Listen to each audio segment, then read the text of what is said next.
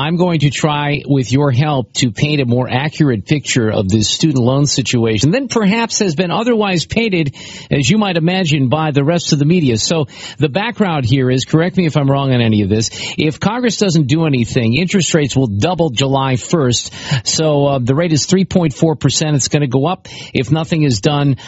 I think that most Republicans agree that something needs to be done to keep the rates low. It's just a matter of what you do to keep them low. Is that right? I think that's right. I think the best way to keep the rates low is to have a competitive lending market, but this all started when Nancy Pelosi and Democrats in the House and the Senate decided that they wanted to eliminate people in the private sector making student loans, and they wanted the government to take that over.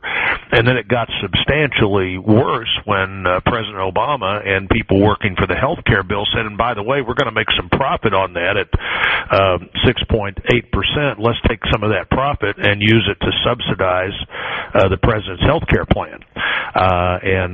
So what we're saying on my side of this is certainly we want to get those rates back down, but let's take the money from where the administration put it out of the health care plan and put it right back into student lending where it should have been to start with.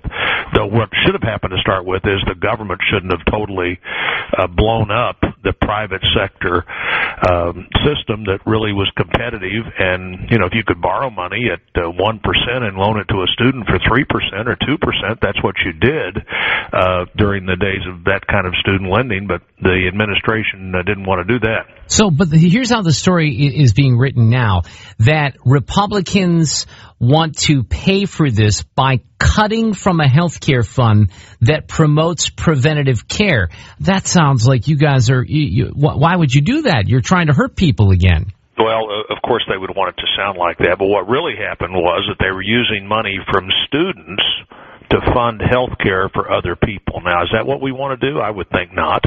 That's what the real story is here. We wouldn't have this problem if the president hadn't used this profit from health care, put in the law, double the interest rate, beginning the end of this, sometime near the end of this year, double the interest rate, and then take that money and use $8.7 billion of it to pay for health care that largely would not be health care for students. Remember, this is the same health care plan to where if you're a young, relatively healthy person or likely to be healthy because you are young, you won't be able to get insurance based on the fact that you're under 30.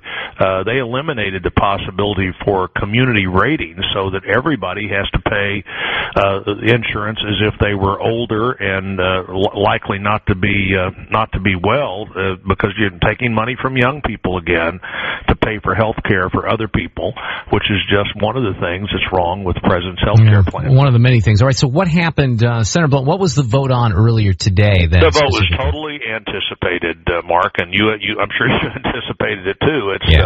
Harry Reid didn't intend for this vote to become law or this bill to become law. He just brought it up so that all kinds of business groups from the National Association of the Self-Employed to the convenience stores to the Restaurant Association to the roofing contractors to the National Small Business Association to the Chamber of Commerce all said, don't raise taxes on our businesses for this purpose. Do something that makes more sense for the economy. And of course, we didn't want to move forward with that. I'm the co-sponsor of a piece of legislation, the Interest Rate Reduction Act, introduced by Senator Alexander from Tennessee, who, by the way, used to be the Secretary of Education. That's right. Yeah. And that bill would end the slush fund, the Obamacare slush fund. That is, you could call it whatever you want, but there's no real definition of how that money's just going to be spent. It was a way to make it look like somehow the Obama health care plan was going to make money,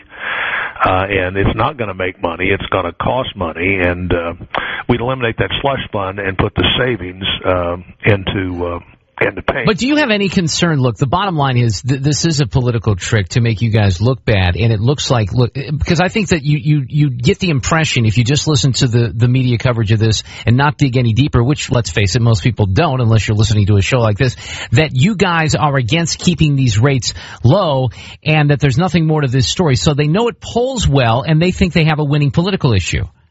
Well, I think you're exactly right, and there'll be all kinds of votes like that between now and Election Day, and I hope that people who view this the way I do have the courage to continue to do the right thing, rather than worry about how the president and others are going to say it is, rather than how it really is. You're not going to increase. You're not going to help the economy by increasing taxes on small businesses, and that's what the president wanted to do. I know you have to get off to a meeting, so I appreciate you fitting us in this afternoon. Hey, buddy, great to talk to you. Senator Roy Blunt this afternoon on KMOX.